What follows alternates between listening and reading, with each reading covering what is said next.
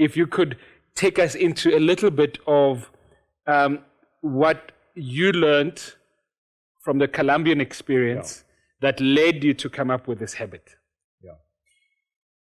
So I worked a lot in Colombia. I immigrated to South Africa in 1993, and did most of my work here for quite a few years, mostly in Johannesburg. But in 1996, I traveled to Colombia. It was the first time I'd worked in Latin America. There was an unemployed politician, out-of-office politician named Juan Manuel Santos, who was a great admirer of Nelson Mandela, came to South Africa for some diplomatic visit and met his hero. And Mr. Mandela told Santos about the Montfleur exercise, and when Santos got back to Colombia, he wanted to organize something similar. And so he did with others, and it was a project that became known as Destino Colombia, Destiny Colombia. And it was in a way more dramatic than Montfleur because it involved all the armed actors in the conflict that was still ongoing, including cabinet ministers and business people and trade unionists and peasant leaders and the two left-wing guerrilla armies and the right-wing paramilitary. So that was a dramatic experience, which I've learned a lot from.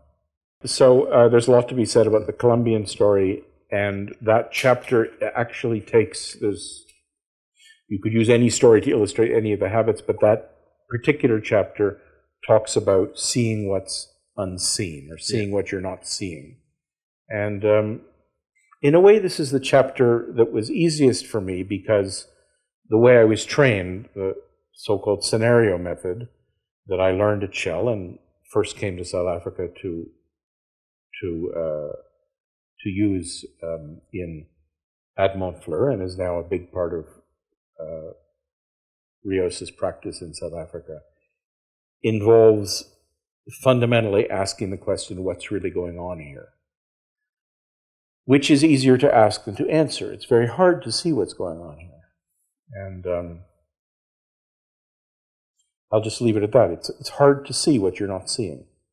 And the illustration that Siobhan made for this chapter, a lovely illustration of I think it's called a stick insect, that kind of insect that looks like a stick that you can't see it easily. You really have to look around, or somebody has to point it out to you. So I would just say that it's hard to see what's really happening because for many reasons. We have habits, we have a particular position, we have blinders, and things are concealed.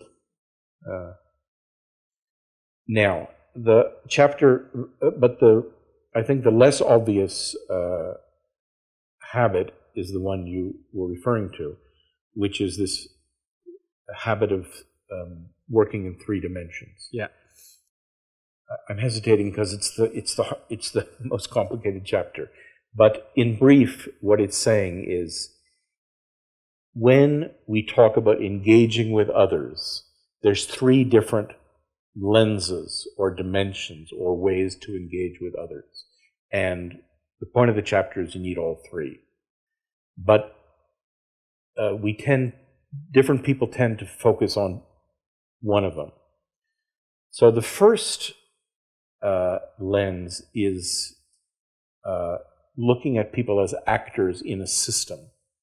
And those of us who use systems thinking, who use scenario thinking, who are used to saying, well, there's this thing going on and everybody's got a role and you have to understand. It's like the word stakeholder. So it's this idea that I'm looking at you as an actor in a system. And that's, of course, very useful. But the chapter argues that it's just one dimension. It's not, you can see some things that way, and there's other things you can't see. The second dimension is looking at people as parties, like parties in a business deal, or parties in a lawsuit, or parties in a political contestation. And the example I use, without going into it, is an interview I did with Cristiana Figueres, who is the Costa Rican diplomat who was the secretary of the UN Framework Convention on Climate Change, who was in that position when the Paris Climate Accords were negotiated. And she speaks, not using these words, but when I unpack the interview, she speaks about these three dimensions. And the second dimension is contained in the diplomatic language. The meeting in Paris was a COP. COP means Conference of the Parties. That means parties to a treaty. So the one dimension of what goes on in these meetings is everybody's thinking about what can we do to save the planet? How are we all actors in the climate system, and what's producing CO2? And so that's one lens. When people say keep 1.5 alive, they're thinking of the system. But what takes most of the time in these meetings is negotiations among the parties. That's why it's called Conference of the Parties. They're negotiating for their own interests. And to talk about the first without talking about the second, you would go, as many people at these meetings do, wander around, why can't we all just agree? Don't we all live on this planet? Well, yes, that's true. And we have different interests and different positions, and etc.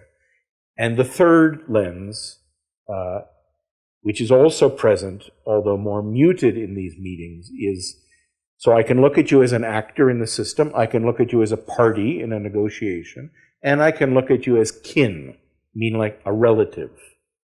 And all three of these are true, but they're different. And the complicated argument made in that chapter, if you can make it through chapter 2, you're home free, the rest of it's a lot easier, is that all three dimensions are necessary to understand what's going on and what to do.